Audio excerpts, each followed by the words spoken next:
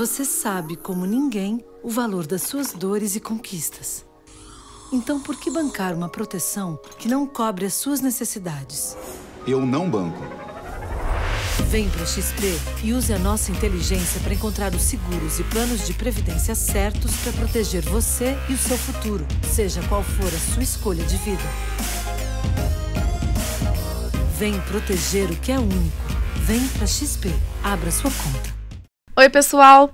Eu sou Jamile Niero e começa agora mais um episódio do Tá Seguro, o podcast do Infomoney que te ajuda a entender o mundo dos seguros. No programa de hoje, nós vamos falar sobre seguro para gamers. Vamos te explicar quais itens podem ser protegidos, quais situações estão ou não cobertas pelo seguro e quanto custa cada tipo de cobertura voltada para um mercado que só cresce no Brasil e no mundo. Fica aqui comigo que depois da vinheta tem o papo completo.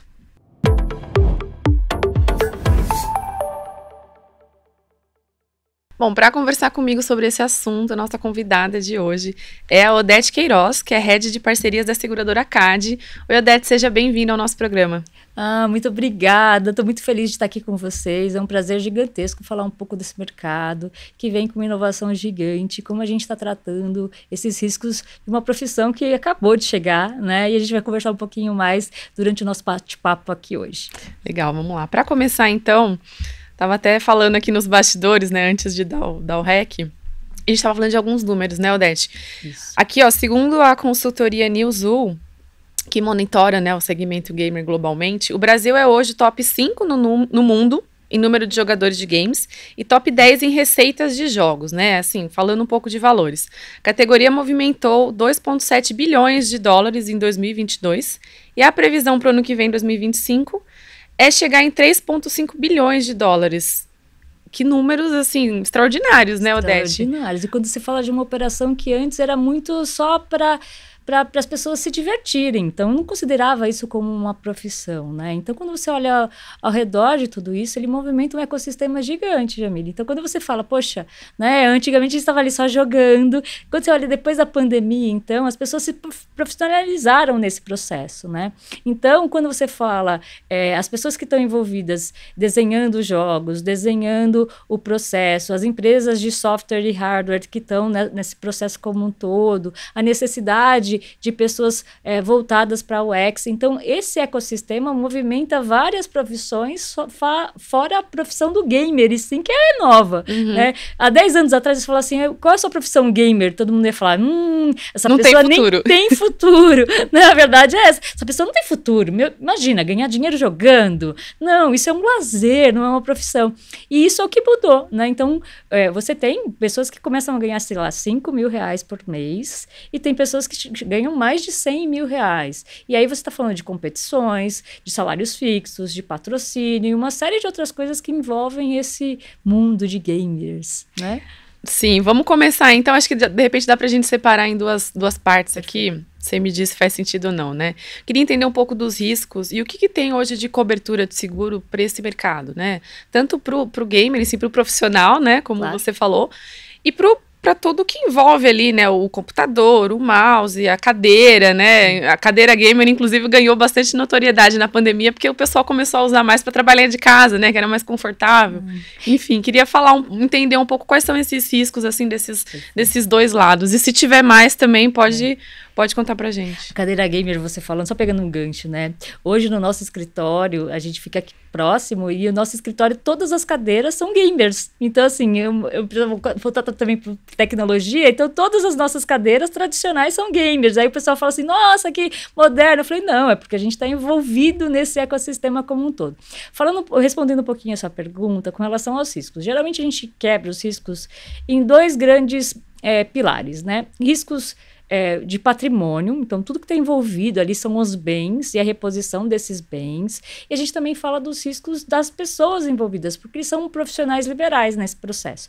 Então eu vou separar esses dois mundos, tá? Perfeito. Eu vou falar um pouquinho dos riscos quando a gente fala os riscos como um todo, tá? Então eu tô falando do computador, tô falando da cadeira, tô falando de alguns PCs mesmo, do console como um todo, joysticks e uma série de outras coisas que permeiam esse modelo. E aí a gente olha que assim, eu tô entrando nesse mundo agora, vou começar a jogar, e você tem investimentos ali que variam de R$5.000, considerando tudo, tá? Computador, cadeira, mouse, tela e uma série de outras coisas, até 100, 120 mil reais, quando uma pessoa é super profissional e precisa de uma série de outras questões. Até, por exemplo, do headset, para falar, uma série de outras questões, ele tem custos que são muito variáveis. Então, assim, um computador, você pode ir de R$3.000 a R$40.000, dependendo do que você tem de software e de hardware ali envolvido, né? Memória, uma série de outras questões. Então, a gente trabalha com os produtos, basicamente, quando a gente fala de riscos diversos de equipamentos. Então, eu estou olhando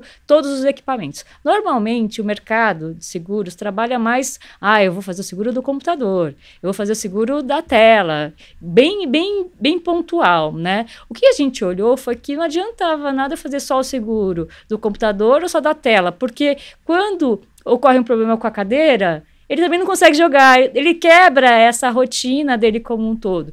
Então, o que a gente desenhou para essa operação foi um produto mais amplo, que cobre tudo o que ele precisa de equipamentos para ele seguir na carreira dele como gamer, ou até, né, não só como carreira, mas às vezes também só ali tô jogando de forma mais não profissional, né, mais amadora, etc. Então a gente sai dessas operações protegendo cadeira, mouse, teclado, tela, joystick, tudo que envolve esse ecossistema como um todo, e aí a gente trabalha nesse modelo. E aí tem algumas coisas que são importantes a gente olhar, né, quando está fazendo esse tipo de seguro, né?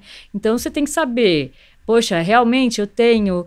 quando você faz uma transferência quando você contrata uma pólice, basicamente você está transferindo um risco que é seu para uma seguradora. E para isso você paga o valor da pólice, que a gente chama de prêmio, mas você faz um pagamento no final do dia. Você está pagando para alguma seguradora assumir um risco que era seu, né? Como pessoa física ou pessoa jurídica, mas basicamente é isso. Então, quando você trabalha nesse modelo, você tem que tomar alguns cuidados. Então, saber, por exemplo, o que está sendo coberto na minha pólice, deixar claro quais são os itens que estão cobertos e os valores estipulados para cada um desses itens. Então, essa é uma primeira preocupação que a gente tem que levar muito a sério na hora de uma contratação. Outro ponto, como vai ser a reposição desses bens, né? Geralmente, o mercado trabalha com o valor de depreciação, né? Por quê? Porque se você compra um produto novo, ele tem um valor. Se ele passa 1 ano, 2 anos, ele já foi utilizado. Então, a ideia do seguro sempre é a reposição do bem. E aí, pode contratar valor de depreciação ou valor de novo. Então, é coisas importantes para se ter em mente na hora da contratação de um seguro, né?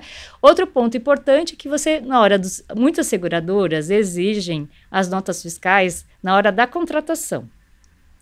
E às vezes na hora da contratação você não tem todas as notas ali, uma série de outras coisas. O que a gente vem fazendo é exigindo no momento do sinistro, porque é onde eu vou precisar saber exatamente a data que foi comprado o bem, quanto tempo ele tem e qual o valor que a gente vai colocar, ou de novo ou de reposição. Então, acho que são coisas importantes. Outra questão, né, tem uma franquia, né? Então, qual é o valor da franquia? Como ela é aplicada? E uma série de outras coisas. Então, esses são pontos importantes na hora de contratar um seguro que as pessoas têm que levar em consideração. Porque a pior situação é você achar que você tem uma cobertura e quando você tiver um evento, que nesse mercado chama de sinistro, não tem cobertura. Então, acho que são pontos importantes quando a gente fala de seguro de propriedades, de bens, acho que são pontos importantes para a gente avaliar ali na hora da contratação. E se tiver alguma dúvida, procure um profissional habilitado, um corretor, um consultor, para te dar orientação nesse sentido. Mas a gente entende que esse mercado vai crescer muito e que a gente também não pode contratar da mesma forma que contratava seguro anteriormente, né? Então, o que a gente tem que pensar é que ele está em evolução e que o mercado segurador tem que evoluir conforme a economia está evoluindo e esse mercado também, tá? Entendi. Então, isso quando a gente fala um pouquinho do seguro de propriedades. Aí tem uma outra vertical, Porque eu tô falando do capital humano que tá ali, né? Pensa o seguinte, é minha profissão, mas ela depende exclusivamente de mim. Imagina se eu ficar doente, se eu ficar incapacitado, sofrer um acidente, quebrar o braço. Poxa, você para, dependendo do jogo que você faz, os movimentos, etc., você para de ter o capital humano ali que executa a atividade. Então, a gente também recomenda que, além de olhar só as operações, os seus bens ali, que é onde a pessoa presta mais atenção para roubo, quebra, furto. Que foi o que ela pagou ali, né? E acho que esse é um mal do brasileiro, né? As pessoas acham que nunca vai acontecer nada com você, mas eventualidades acontecem, né? Então, assim, a gente tem essa questão do roubo, furto, quebra, que é o produto de equipamentos ali, mas também tem o capital humano, que é você, nesse caso ali. Que às vezes também pode quebrar, né? Pode quebrar um braço. Falha um pouquinho, né? Falha, né? Essa maquininha também falha, né? Eu acho que esse é um ponto importante que as pessoas esquecem. Tá bom, essa é a minha profissão, essa é a minha fonte de renda. Se acontecer alguma coisa comigo, como eu dou continuidade aqui para minha família, eu sustento, ou até mesmo como eu continuo com o meu estilo de vida, se acontecer alguma coisa que eu temporariamente ou permanentemente, dependendo da situação, incapacitado de exercer as minhas atividades. Então, a gente pensa num seguro de pessoas, e aí pode ser tanto um seguro de acidentes pessoais ou um seguro de vida, dependendo de como você se coloca, né? Qual a diferença, basicamente, do vida para os acidentes pessoais? O vida cobre morte por qualquer causa, nesse modelo, e doenças. E, geralmente, os acidentes pessoais tá mais voltado para questões acidentais, né? Mas a gente também está trabalhando nesse processo que pode ter uma diária de incapacidade temporária, pode ter uma renda por incapacidade e algumas outras coberturas que fazem muito sentido para esse público. Entendi. Então a gente pensa um pouquinho nesses dois modelos de operação. Entendi, nessas duas partes, né, Sim, que formam e as pessoas esquecem da pessoa, só lembra dos bens, né, mas tem que sempre lembrar e pensar lá na frente como uma questão de educação financeira, né, Jamile? A máquina humana pode falhar também, e como a gente se transfere um pouquinho desse risco para o mercado para dar um conforto maior em uma eventualidade. Entendi. E, Odete, uma coisa que a gente sempre pergunta aqui no programa, porque é um pouco do que as pessoas acabam pensando, né, na prática, em relação ao custo, né?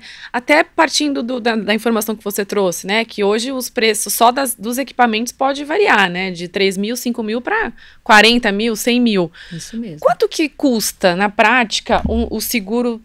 E aí eu vou puxar para os dois lados que você trouxe, né? Tanto para os equipamentos quanto para as pessoas, né? Igual você falou, para uma diária de incapacidade temporária, para uma invalidez. Dá para dar uma noção, assim, para quem está acompanhando a gente, quanto que pode custar, a partir de quanto? Pode. A gente pode pensar, porque o que vai depender muito é a amplitude da cobertura que você quer, tanto de equipamentos quanto de pessoas, né? Então, imagina o seguinte, você pode ter contratações diferentes. Eu vou cobrir só roubo e furto, eu vou cobrir quebra acidental. A amplitude da cobertura, ela muda um pouquinho com relação ao preço, tá? E também o equipamento que você está contratando. Imagina o seguinte, um equipamento importado que tem, sei lá, 5 no Brasil. Ele vai ficar mais caro, vou avisando logo, né? Mas por quê? Porque é difícil a reposição dele. Então eu não consigo consertar e uma série de outras coisas. Então ele fica geralmente um pouco mais caro. É uma analogia meio com um carro importado. Imagina, você tem 10 carros no mundo. Ele vai ser um pouco mais caro, porque no processo de reposição você quase não tem peça, é mais difícil um conceito de reposição. Mas, geralmente a gente está trabalhando com uma taxa, valor de risco, valor total segurado, que a gente chama de importância segurada. Pensa o seguinte, uma taxa anual, isso é por ano, entre 0,5, 0,10, 0,15 sobre o valor total do equipamento. E aí, por que tem essa variação? Primeiro, a gente tem que saber qual é o equipamento que a gente está tratando, e segundo, qual é a amplitude de cobertura. Se eu vou ter uma franquia mais alta, uma franquia mais baixa, isso também influencia no valor que você paga no valor do seguro, tá? Entendi. O caso da franquia é a participação que você paga, né? Igual mais ou menos que nem no seguro do automóvel. É igual todo ramo de seguro, a questão da franquia, tá? Basicamente, é a sua participação num evento coberto. Então, por exemplo, olha, eu tenho aqui, geralmente para roubo, geralmente não tem franquia, mas para um dano acidental, como uma quebra, tem. Porque, por exemplo, imagina que você quebrou só a tela do seu computador. Uhum. A tela do meu computador computador pode estar abaixo da franquia ou acima da franquia, depende do computador, tá? Geralmente a franquia, ela é mais ou menos 10% do prejuízo indenizáveis, aí eles colocam um mínimo, que vai de R$200, R$300, às vezes R$500, R$1.000, dependendo do equipamento, tá? Mas pensa o seguinte, é que aqueles danos pequenininhos, para não ficar acionando a seguradora o tempo inteiro. A gente aciona geralmente a seguradora quando é um evento mais complexo, que tem um valor financeiro mais envolvido. Geralmente essa participação do segurado, que é a franquia, ela é 10% dos prejuízos com mínimo de R$200, R$300, tá? Entendi. Então, dependendo da situação, vale bem mais a pena, né, acionar. Vale a pena acionar a seguradora. Mas assim, a gente contrata o seguro para não usar. Essa é a verdade. Sim. Porque a gente não quer passar por aquele evento. Mas, se eu tiver que passar por aquele evento, que eu não tenha que arcar com toda aquela responsabilidade financeira, que a seguradora apoia a gente nesse processo. Entendi.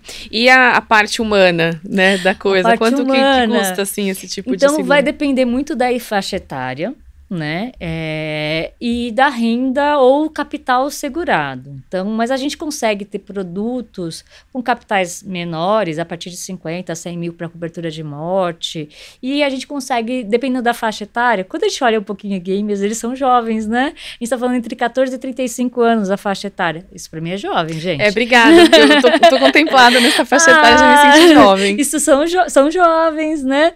E aí, quando a gente fala nisso, o seguro ele é um pouco mais barato. Então, como vai aumentando a faixa etária, o custo do seguro vai ficando mais elevado.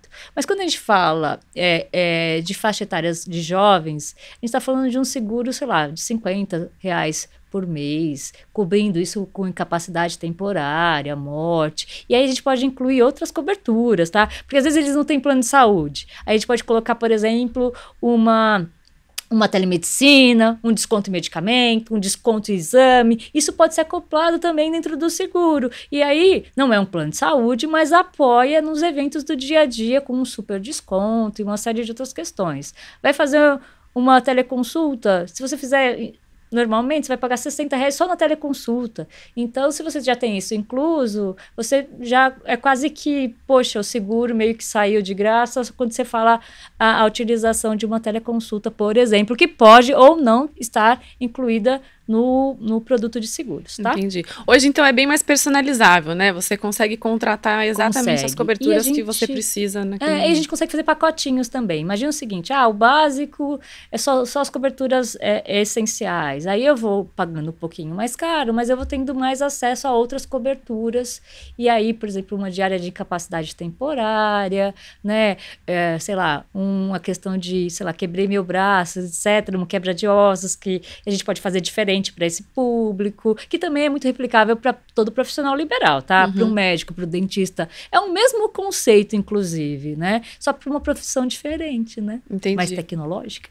E também pode ir ajustando, né? Porque a renovação geralmente é anual, né? De repente, nesse ano, você começa com uma mais básica, para o ano seguinte você, poxa, vou pegar uma cobertura extra e vai adaptando, né? Fechei um patrocínio novo, imagina, consegui alguns contratos, aumentei um pouquinho a minha renda e vou ajustando isso anualmente. Então, você pode começar com um capital menor e depois ir ajustando, ou ainda não, já vou começar com um capital adequado e aí depois pode reduzir também. Então, não é uma coisa fixa. Anualmente, você pode fazer as alterações que você precisa de acordo com as mudanças que ocorrem na sua vida, evolução de carreira e uma série de outras questões. Entendi.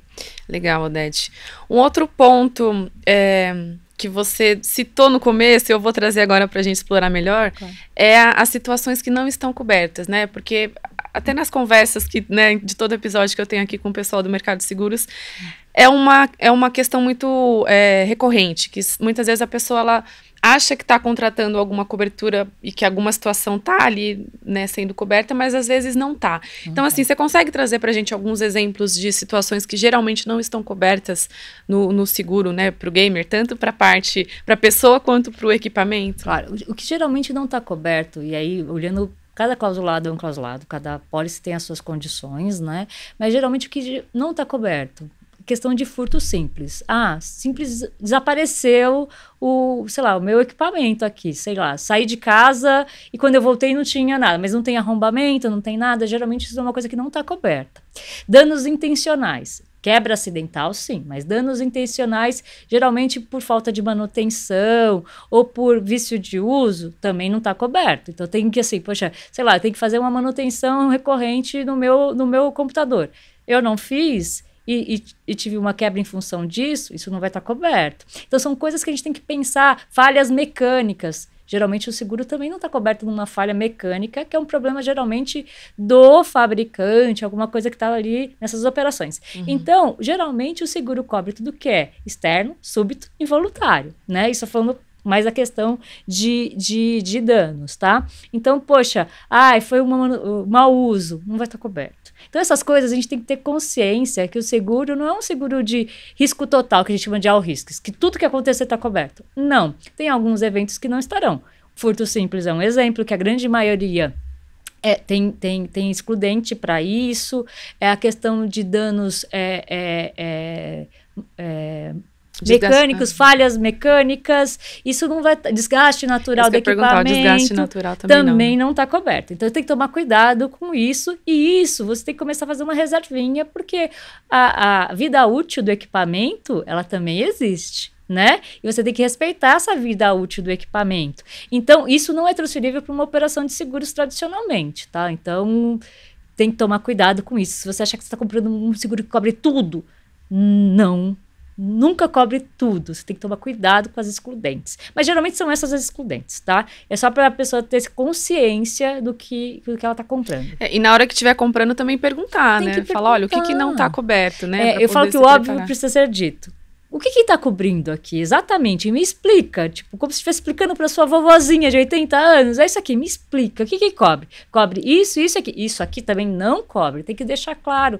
Porque as pessoas não são técnicas. Elas não têm que saber. Por isso que elas recorrem a um profissional, que é um corretor ou uma assessoria especializada, para explicar para ele o que cobre e o que não cobre e como ela está transferindo esse risco. Tá? Isso para equipamentos.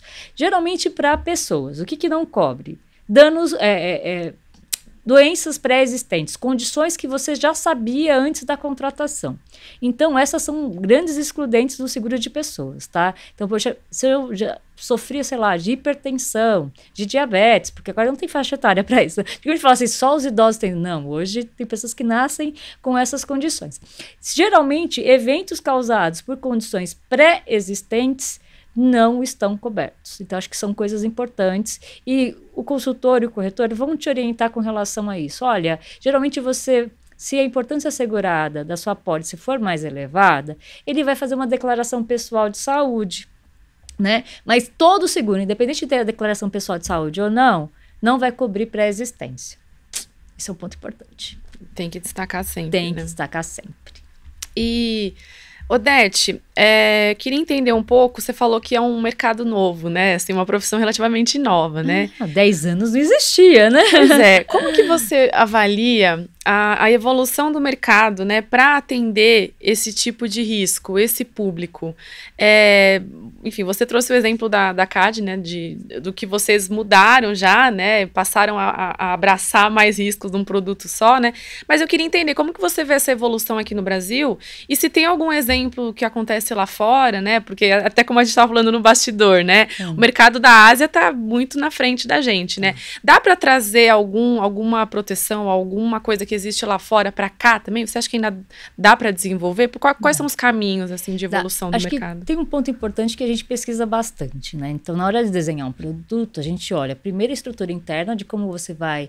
Porque o seguro, ele tem que ter um mutualismo. Primeiro ponto, né? Então, tem que ter várias pessoas comprando para algumas terem o evento e a gente conseguir ter isso de forma mais acessível. Senão, o custo do seguro ele fica um pouco mais elevado, né? Então, quando a gente fala mutualismo, eu tenho que ter uma massa para distribuir esse seguro, que a gente já tem pelos números, né? Essa massa, ela cresceu. Então, você tem que entender um pouco mais esses riscos. Quando a gente olha operações em outros mercados, né? Em outras geografias, o que é legal é a gente trabalhar bastante com os resseguradores, porque os resseguradores já atuaram em algum desses segmentos e você consegue olhar os cases desses países e replicar, claro, respeitando a nossa tropicalização, porque no Brasil tudo é muito diferente, mas a gente tem que respeitar e tropicalizar as soluções. Tem soluções que a gente criou aqui que partiram das necessidades brasileiras. Então, por exemplo, cobrir tudo e não só o laptop, o computador, etc., vem de uma necessidade mais do Brasil do que fora, né?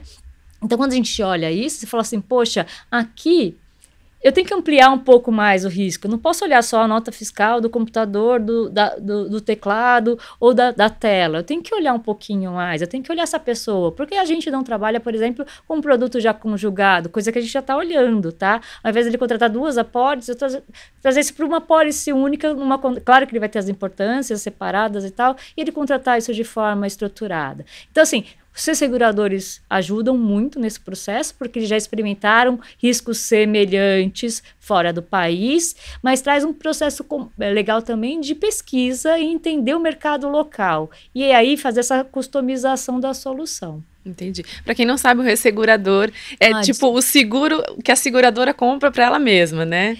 Na verdade, o ressegurador, ele apoia a gente nos excessos, né? Então, a gente brinca que é o seguro das seguradoras, né? Para a gente trabalhar um pouquinho na experimentação de novas coberturas, na taxa, entender como as coisas funcionam. A gente usa muito os resseguradores para apoiarem a gente nesse processo. E, geralmente, os resseguradores têm operações no Brasil, mas trabalham de forma global. Então dá para trazer bastante experiência de fora. Dá para trazer. Você fala assim, eu estou pensando nisso. A gente traz, sei lá, da Europa, da Ásia, dos Estados Unidos. A gente já tem um case semelhante com essa operação. E aí a gente consegue trocar muitas informações com eles. Entendi. Legal. Odete, e voltando para cases, né, de consumidores, eu queria entender, assim, quais são, eu não gosto de usar essa palavra porque, né, é uma palavra feia, que é o sinistro, né, que quando o risco ali previsto acontece. O que vocês mais já viram acontecer com esses consumidores de seguro pro gamer, né? O que é mais comum, assim? Quebra acidental tem bastante. Então, poucos contratam o seguro de pessoas ainda, tá? A gente vem trabalhando muito nesse processo de, poxa, não é só o seu bem, você está envolvido no risco como um todo e etc, né? Então, o que tem bastante? Quebra acidental, natural, né? Tu com o laptop caiu, quebrou a tela e você tem que trocar. Então, quebra acidental é uma ocorrência grande. Furtos e roubo, bastante, né? Então, alguns eventos de arrombamento de carro, porque essas pessoas geralmente trabalham, é um home office, basicamente, né? E aí foi roubar a casa, nem sabia que era um gamer e acabou roubando tudo. Então, isso é um ponto importante também, tomar cuidado com a segurança e uma série de outras questões, mas geralmente são esses pontos, mais quebra acidental e alguns casos de roubo. Então, são os que mais acontecem hoje, sobre quantidade, né, frequência de utilização. Entendi. E um outro ponto também que eu estava conversando com o pessoal aqui do estúdio, fiquei nessa dúvida. A gente falou muito do laptop, né, ou do console ali, você falou do joystick, do teclado, enfim. Mas tem muita gente também que usa o celular para jogar, né? Tem. Essa proteção também vale para celular? São proteções diferentes? Como é que funciona nesses casos? Nesse caso, eu teria que contratar para o celular também. Quando ele faz um produto gamer que a gente colocou, ele pode ter tanto o celular, o console ou PC/laptop, notebook nesse processo. Então, ele tem que discriminar o que ele está contratando. Como a gente colocou uma operação que é muito mais ampla, ele discrimina qual é o equipamento que ele está cobrindo. Tem a listinha aí, ele tem a listinha e ele vai colocar lá o que é e qual o valor, qual o tipo de equipamento, qual o valor e uma série de outras coisas. A diferença do celular é que nesse modelo ele não tem um local fixo que ele está instalado. Então, ele é um aparelho móvel, que a gente fala. E ele tem um risco um pouco maior. Então, a taxa dele é maior. Ele fica muito semelhante a um seguro de celular tradicional, tá? Se ele só tiver o celular. Agora, se ele tiver todo o restante e também o celular, aí a gente olha o risco dele como uma forma mais ampla e aí ele consegue ter um risco mais assertivo com relação a custo. Mas quando ele tem só o celular, é um risco tradicional de celular. Aqui em São Paulo, se você pegar as estatísticas de roubo de celular, são alarmantes. E aí o seguro fica um pouco mais caro. Mas ele existe, dá para se proteger, né? Dá para fazer. Sempre dá para fazer. Aí você tem que olhar o custo, né? Se faz sentido. Mas eu tenho seguro do meu celular, independente de trabalhar no ramo de seguros ou não, minha filha tem. Por quê? Porque ela vai para a faculdade, faz uma série de outras coisas. Então, hoje em dia, aí você fala, mas o valor do seguro é alto, a franquia é alta, mas já é uma ajuda no momento de um sinistro na reposição do bem. Você não gosta do valor do evento, né? Na reposição do bem. Você não vai ter 100% do valor do celular? Não. Mas já te ajuda. Ameniza um prejuízo, Ameniza o prejuízo, isso mesmo. Odete, para a gente fechar aqui, queria que você desse uma dica essencial para quem ainda não tem o seguro, mas é um gamer, está pensando em contratar. Qual que é a dica essencial, o que não pode faltar? Ele tem que prestar muita atenção, vamos lá. Gamer, preste muita atenção no que você tem de risco, né, efetivamente, né? Então, o seu risco ele não está ali só no PC e uma série de outras coisas. Então, o que você tem que ser essencial? Primeiro, você tem que saber todos os equipamentos que você tem, qual o custo que você investiu, porque isso é um investimento na sua profissão. Então, o valor que você investiu e quanto você está disposto a arcar com um risco para você ou transferir isso para uma seguradora.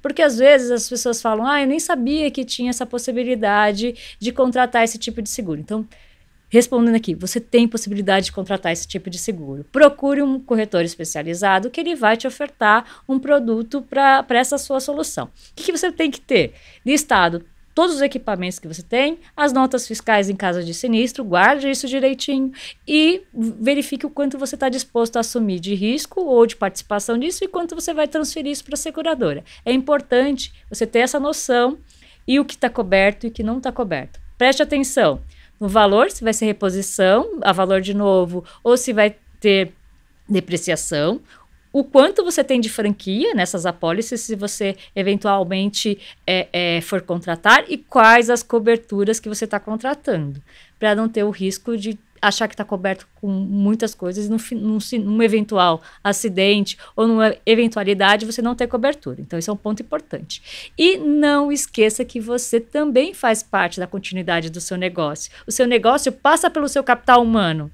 Então, se proteja também com coberturas para você e não somente para os seus bens. Maravilha, acho que com esse recado dá pra gente fechar. Queria te agradecer pela presença. Com certeza você trouxe dicas aqui valiosas para quem tá acompanhando a gente. A gente ficou muito feliz de estar aqui com você. Então, se vocês tiverem dúvidas, procurem o canal, acionem, mandem as dúvidas lá, depois eles dividem com a gente consegue ajudar vocês também, né? Nos procurem nas redes sociais, a gente tá bem ativo nisso. E procure o seu corretor, né? O seu consultor, que ele vai conseguir te apoiar. E se ele não conseguir te apoiar, pode entrar em contato conosco. É isso. Maravilha, obrigada. Obrigada, foi um prazer. No programa de hoje, nós falamos sobre seguro para gamers. Você que está assistindo a gente no YouTube, deixa nos comentários o que você achou desse tema. Se você ficou com alguma dúvida ainda, comenta aqui pra gente. Aproveita e já se inscreva no canal para não perder nenhum episódio novo. O Tá Seguro está disponível também nas principais plataformas de podcast, então segue a gente lá na sua favorita. O programa de hoje teve produção, roteiro e apresentação de Jamile Niero e direção técnica de Anderson Oliveira e Leonardo Tanaka. Muito obrigada por acompanhar mais um episódio com a gente e até o próximo. Você pode aprender música clássica aos 20, ou gostar de jogar videogame aos 60, dar a volta por cima aos 30. A vida não precisa ser 8 ou 80. O importante é ser quem você é. A melhor parte de um seguro de vida é nem lembrar que precisa dele. Mas, se precisar, deixa que a gente cuida de você. Icatu. Vida pra toda a vida.